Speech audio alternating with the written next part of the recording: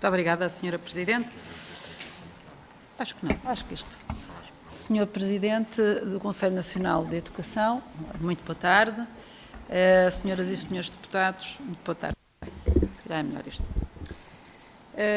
Considerando o histórico que a senhora deputada já aqui começou por fazer e considerando que foram os alunos mais desfavorecidos que desde o início sofreram mais com a pandemia, lembro que os estudos que durante a pandemia, no primeiro confinamento, os alunos que tiveram menos acesso ou mais dificuldades no acesso a algumas atividades ou a algum acompanhamento por parte das escolas e dos professores foram os alunos mais vulneráveis do ponto de vista social e, em alguns casos, apenas do ponto de vista territorial, considerando a dificuldade de acesso à rede da internet.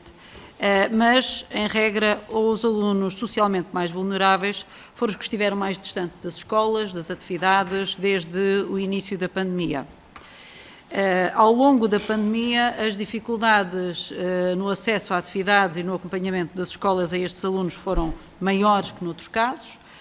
No final da pandemia, ou pelo menos quando regressados às escolas, após os 2 confinamentos, estes alunos foram também os que mais sofreram com as dificuldades que as próprias escolas sentiram, uma vez que a pandemia regressaram à escola, mas a pandemia não tinha terminado, portanto, as turmas que tiveram que ficar confinadas em casa, os professores que tiveram que ficar confinados em casa, e estes alunos estiveram expostos a todas estas dificuldades, que naturalmente estes e todos eles tiveram. A diferença é que os alunos menos vulneráveis conseguiram provavelmente outro tipo de apoios, uns em casa, porque as suas famílias eram capazes de os acompanhar, outros em outros centros de estudo que também foram acompanhados. Os que estiveram unicamente dependentes da escola pública, Vossa Excelência gosta de diferenciar, os que estiveram unicamente dependentes da escola, por muitos esforços que a escola fez, e fez muitos,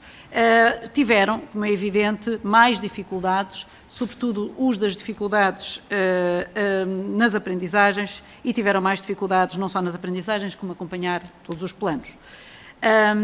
O plano 21-23 chegou às escolas apenas no ano letivo 21-22 e, portanto, o primeiro confinamento foi em março de 2020, estes alunos tiveram mais de que um ano letivo sem um acompanhamento mais personalizado, ou pelo menos sem um plano mais pensado por parte das instituições de ensino e, por isso, apesar de aliás, de muita tentativa, estes alunos foram, sem dúvida nenhuma, os mais afetados e sabemos isso.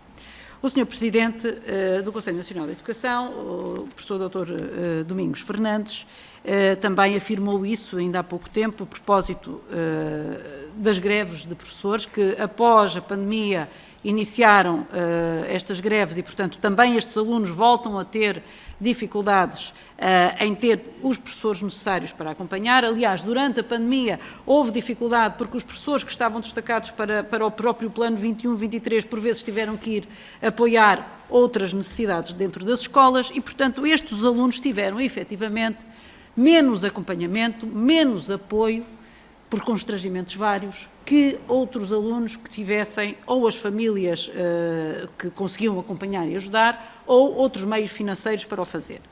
E a prova disso é que a evidência disso mesmo está a refletir-se nestes vários estudos que vão saindo e que vamos constatando. Hoje saiu um em que demonstra como as dificuldades, por exemplo, na leitura, os alunos mais desfavorecidos estão muito mais atrasados, por assim dizer, e com muito mais dificuldades que os alunos mais favorecidos, e a diferença é enorme. E, portanto, isto não é uma constatação, não tem incutida nenhuma crítica, é uma constatação. Ora, por isso, a minha primeira questão vai no seguinte. Tem demonstrado preocupação com os alunos mais vulneráveis, tem demonstrado preocupação com a recuperação ou com as aprendizagens e com a qualidade das mesmas. Considera, o Sr. Presidente, que o Ministério da Educação fez tudo o que podia ter feito, para ajudar e apoiar e acompanhar, preparar o acompanhamento destes alunos, os recursos financeiros, os recursos humanos, os recursos tecnológicos, todos os esforços foram efetivamente feitos. A recomendação do CNE, 28 de junho de 2021, diz-nos que tem imensas recomendações. A minha pergunta também vai para o seguinte: considera que estas recomendações foram todas seguidas ou, pelo contrário? E, por fim, uma última pergunta, para concluir. Senhora Presidente, se me permite. O Sr. Ministro já considerou continuar o plano 21-23, o que é ótimo, uma ótima notícia. No entanto, ainda não levantou o véu sobre as intenções da forma deste plano. Se irá alterar significativamente para reforçar ainda mais ou, pelo contrário? Considera que este plano deve continuar? Em que medida e em que sentido? Muito obrigada, Sra.